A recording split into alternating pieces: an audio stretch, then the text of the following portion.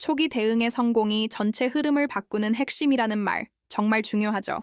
어떤 일이든 첫 단추를 잘 꿰어야 한다는 말처럼 법적인 문제도 마찬가지입니다. 그런데 이게 말처럼 쉽지가 않아요. 당장 내 일이 되면 어디서부터 어떻게 시작해야 할지 막막하거든요.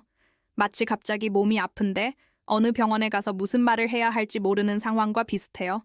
병원 문 앞에서 어디가 아파요 라고만 해서는 정확한 진단과 치료가 어려운 것처럼 법률 문제도 겉으로 드러난 몇 마디 사연만으로는 해결책이 나오기 힘듭니다.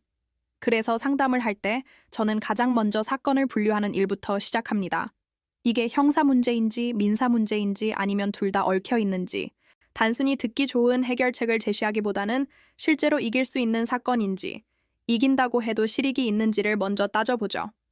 예를 들어 형사사건이라면 경찰 조사 단계부터가 정말 중요합니다. 어떤 분들은 혼자 가서 잘 설명하면 되겠지 생각하시는데 처음 진술이 나중에 발목을 잡는 경우가 정말 많아요. 특히 절도, 성범죄, 보험 사기 같은 사건들은 각자 다투는 지점이 완전히 달라서 처음부터 쟁점을 정확히 파악하고 대응해야 합니다. 저는 성공 보수를 생각하기보다 사건 자체에 집중해서 경찰 조사부터 재판까지 책임지고 직접 챙깁니다. 내일 당장 조사가 잡혔다는 생각으로 모든 준비를 미리 해두는 거죠.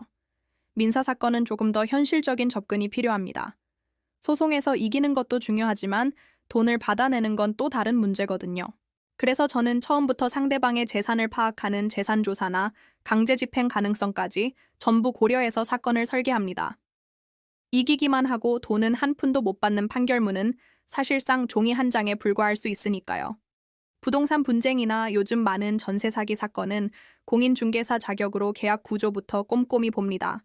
법적인 권리관계는 물론 부동산 계약의 실무적인 허점까지 같이 파악해야 제대로 된 해결책이 나오거든요. 가사 사건, 특히 이혼 문제는 정말 복잡합니다. 재산 분할이나 양육권 문제는 단순히 지금 감정으로 결정하면 나중에 반드시 후회하게 돼요. 그래서 저는 당장의 감정 싸움에 휘둘리지 않고 앞으로 발생할 수 있는 모든 분쟁 가능성까지 고려해서 장기적인 관점으로 사건을 설계합니다. 출입국 문제도 마찬가지예요. 외국인 관련 사건은 형사, 민사, 행정 절차가 복잡하게 얽혀 있어서 이걸 따로 떼어놓고 보면 답이 안 나옵니다.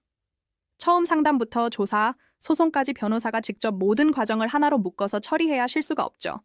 제가 2009년부터 법조인의 길을 걷고 2014년에 사무소를 연 이후로 지금까지 사건 처리와 관련해서는 단 한 번의 분쟁도 없었습니다.